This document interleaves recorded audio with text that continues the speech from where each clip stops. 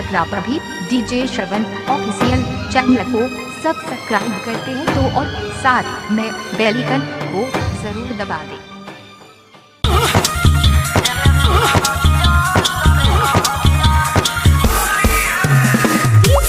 Lakshmi Narayan, Lakshmi Narayan, Lakshmi Narayan.